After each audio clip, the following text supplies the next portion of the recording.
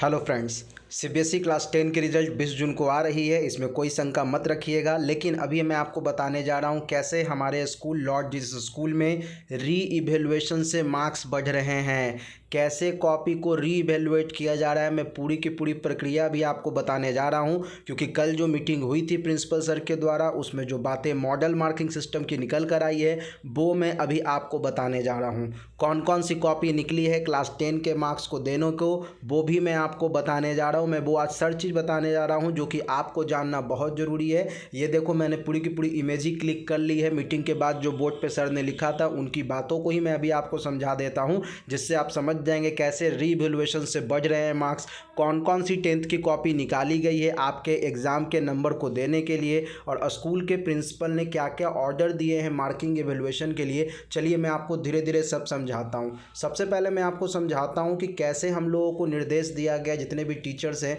कैसे उनको निर्देश दिया गया है कि how to evaluate the marks, आखिर मार्क्स देना कैसे है। तो इन्होंने बताया कि till date we have conducted 3 type of exam for class 10 student. तो किसी भी स्कूल में 3 तरह के एग्जाम होते ही है, वो आप लोग को भी पता है। एक होता है एफए, एक होता है एसए और एक होता है प्री बोर्ड एग्जाम। मैं क्लास 10th की बात बेसिकली कर रहा हूँ। किसी किसी एफए को पीरियोडिक टेस्ट भी कहते हैं स्कूल में, कहीं कहीं स्कूल में एफए को यूनिट टेस्ट भी कहा जाता है, वहीं कहीं कहीं एसए जो है इसे हाफ ईयरली या मिड टर्म कहा जाता है। तो हमारे स्कूल में 2 तरीके से पीरियोडिक टेस्ट हुई थी, क्योंकि 2020 में भी लॉकडाउन लगा था और स्कूल काफ़ी दिनों तक बंद थी। तो मेरे स्कूल में 2 प्रकार से एग्ज़ाम हुआ था, एक हुआ था ऑनलाइन और एक हुआ था ऑफलाइन। तो जो हमारे स्कूल का डेटा कहता है, वो डेटा ये कहता है कि उस समय जिस समय ये टेस्ट चल रही थी, जो माइनॉरिटी कैंडिडेट है बस वही ऑफलाइन देने आए थे। मतलब मेजोरिटी जो कैंडिडेट थे उन्होंने पार्टिसिपेट किया था ऑनलाइन के थ्रू, क्योंकि हमारे स्कूल ने दोनों टाइप के टेस्ट ऑफर किए थे। क्योंकि FA1 FA2 2 तरह का हुआ था, तो हमने दोनों प्रकार के टेस्ट ऑफर किए थे, ऑनलाइन भी और ऑफलाइन भी। तो जो मैक्सिमम कैंडिडेट थे वो ऑनलाइन आए थे एग्ज़ाम देने के लिए। वही जब हाफ ईयरली मिड टर्म की बात की जाए तो यहाँ पर ऑनलाइन और ऑफलाइन यहाँ भी हुआ था। लेकिन इसमें क्या हुआ था कि हाफ ईयरली मिड टर्म में मैक्सिमम जो कैंडिडेट थे वो ऑनलाइन एग्ज़ाम देने को नहीं बल्कि ऑफलाइन एग्ज़ाम देने को प्रेफर किए थे। तो निश्चित रूप से हाफ ईयरली एक ज़्यादा वैल्यूएबल एग्ज़ाम होता है, जिसको लोगों ने मेजोरिटी जो लोग थे उन्होंने इसी को फेवर किया था। और फिर बात करें प्री बोर्ड के एग्ज़ाम की, तो प्री बोर्ड के एग्ज़ाम में इक्वल स्टेटस रहा, क्योंकि प्री बोर्ड हमारे स्कूल का जो हुआ था वो हुआ था फरवरी के मंथ में। और फरवरी के मंथ में आप सभी को पता है कि लॉकडाउन की थोड़ी भनक लग चुकी थी, लोगों ने थोड़ा डर आ चुका था। तो ये इक्वल मोड में हुआ था, और इसका कहने का मतलब है कि ऑनलाइन ऑफलाइन दोनों मोड में चला था। क्यों ऐसा? क्योंकि हुआ क्या था कि फरवरी के अंत में एग्जामिनेशन शुरू हुई थी, उसके बाद होली वगैरह की छुट्टी हो गई थी, और जब स्कूल खुले ही नहीं तो उसके बाद एग्जामिनेशन को ऑनलाइन कंडक्ट करवाया गया। तो ये पूरी की पूरी मेरे स्कूल की प्रक्रिया हुई, जो मैंने आपको बताया कैसे कितने बच्चे ऑनलाइन ऑफलाइन में पार्टिसिपेट कर रहे थे। अभी जो मैं आपको बताने जा रहा हूँ ये है सबसे बड़ी बात, क्योंकि इसी बात के लिए पूरी की पूरी मैंने एक सेशन को लिया है आपके यूट्यूब पे।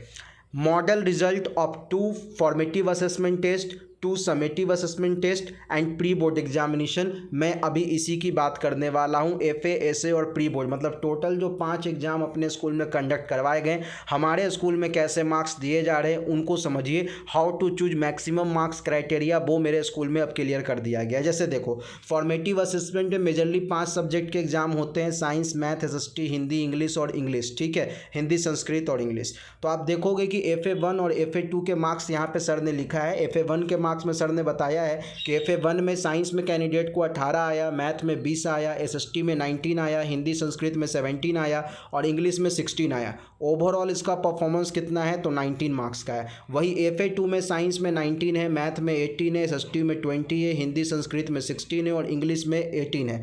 ओवरऑल इसको 91 आया। तो इन दोनों में से कौन सा मार्क्स हम लोग को लेना है? तो सीबीएसई ने सबसे अच्छे से बताया था कि जिसमें ज़्यादा हो वो लेना है। लेकिन बच्चे ये समझ रहे थे कि जिस विषय में जहाँ से ज़्यादा आ जाए वो नंबर ले लिया जाएगा। मतलब अगर साइंस में यहाँ 18 और यहाँ 19 है तो यहाँ से 19 ले लिया जाएगा, मैथ में यहाँ 18 और यहाँ 20 है तो यहाँ से 20 ले लिया जाएगा। ऐसा नहीं है, यहाँ पे एडिशन से जिसका ज़्यादा होगा उसको लिया जाएगा। मतलब इसमें FA2 का मार्क्स जो है वो कैंडिडेट जो है उसका लिए जाएगा, मतलब 91 मार्क्स जो होगा वो लिया जाएगा। वहीं एसे में भी सेम चीज़ है। एसे चूँकि 80 मार्क्स का होता है तो यहाँ पर 72, 71, 65, 63, 68 एडिशन किया तो 339 339 आया, जबकि ऐसे 2 में इसको 336 आया है, जो भी कैंडिडेट हो। तो निश्चित रूप से इसको ऐसे 1 में जब ज़्यादा मार्क्स आया है तो हम लोग क्या करने वाले हैं कि ऐसे 1 के मार्क्स को ही लेने वाले हैं, ऐसे 2 के मार्क्स को यहाँ पर हम नहीं लेने वाले हैं। ऐसा नहीं है कि इस कैंडिडेट को यहाँ पर इंग्लिश में 72 मार्क्स आ गया, यहाँ पे 68 आ गया तो हम यहाँ से इसके इस मार्क्स को लेंगे, ऐसा कुछ भी नहीं है। जिसका सम टोटल ज़्यादा है बस उसी मार्क्स को हम लोग कैलकुलेट करने वाले हैं। वहीं तीसरी तरफ देखिए प्री बोर्ड के एग्जामिनेशन जो कि सबसे अंत में हम लोगों ने कंडक्ट करवाया था, उसमें मान लेते हैं कि कैंडिडेट को जितना भी मार्क्स आया उसमें तो कोई छेड़छाड़ हम कर ही नहीं सकते हैं। अगर 380 मार्क्स आया तो 380 मार्क्स देंगे, लेकिन मेन खेल यहीं पर हो रहा है। खेल ये हो रहा है कि स्कूल के अंदर तो 5 टीचर बैठते ही हैं, लेकिन स्कूल के बाहर से भी 2 टीचर मंगाए गए हैं, और ये जो स्कूल के बाहर के जो 2 टीचर हैं, इन्हीं 2 टीचर ने किया है बड़ा खेल। इन्होंने कहा है कि मैं इन 5 कॉपियों को फिर से देखूंगा, क्योंकि यहाँ से 40% मार्क्स कैंडिडेट को दिए जाने हैं। तो निश्चित रूप से इन कॉपियों का री इवेल्युएशन होगा, और मुझे पूरा भरोसा है कि री इवेल्युएशन में किसी को नुकसान नहीं होगा, बल्कि मार्क्स बढ़ेंगे ही, क्योंकि टीचर का मेन काम होता है बच्चे को पास करना। कोई भी टीचर किसी को फेल करना तो कभी चाहता ही नहीं है, ठीक है।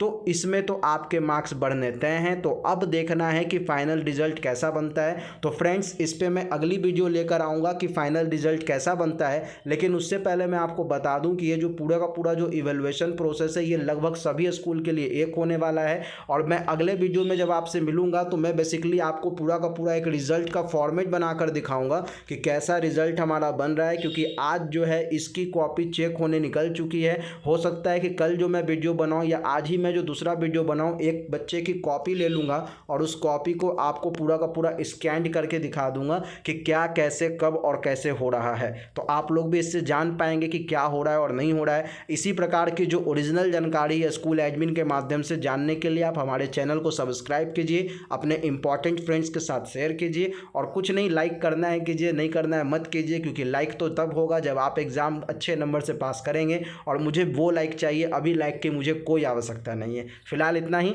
इंतजार करते हैं अगले रिजल्ट फॉर्मेट वाले वीडियो का और कॉपी रीचेकिंग वाले वीडियो का। तब तक के लिए इतना ही, धन्यवाद मित्रों, थैंक यू।